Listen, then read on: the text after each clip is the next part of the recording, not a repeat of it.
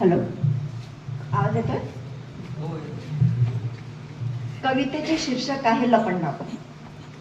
समोर पावसाची झड बघितली आणि पावसात भिजण्याची इच्छा झाली, पण क्षणभर रेंगाळले, कारण भीती वाटत होती. पावसात भिजून आजारी पडण्याची नव्हे, तर आठवणींच्या सरीत न्हाऊन निघण्याची. मला अजूनही आठवतं, एकदा मी अशीच मनसोक्त पावसात भिजत होते.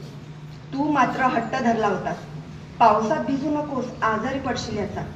तर मीही हट्ट धरला होता, तो म्हणजे पावसात चिंब भिजण्याचा. पण दोघांच्या मधात मात्र सरींनीच आपला हट्ट पूर्ण केला होता, तो म्हणजे दोघांना सोबत चिंब भिजवण्याचा. तू भेटला नाहीस की मन अगदी खिन्न व्हायचं. मग मात्र तुझ्या विरहाने मी आजारी पडायची. तू भेटल्यावर रागवायचा, नक्की पावसात भिजली असशील म्हणूनच आजारी पडली. पण तुला तरी कुठे माहित की मी तुझ्या विरहाने आजारी पडायचे. मग मीही तू सोबत असल्यावर तुझं बोलणं शांतपणे ऐकून घ्यायचे, कारण फक्त मलाच माहित होतं की मी तुझ्या फक्त सहवासानेच बरी व्हायचे.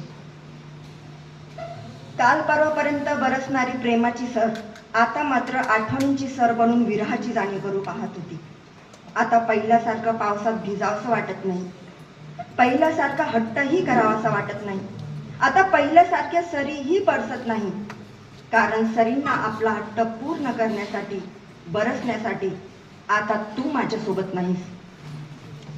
पावसाच्या सरींच्या लपंडावात नियतीने मात्र आपल्यातच लपंडाव मांडला.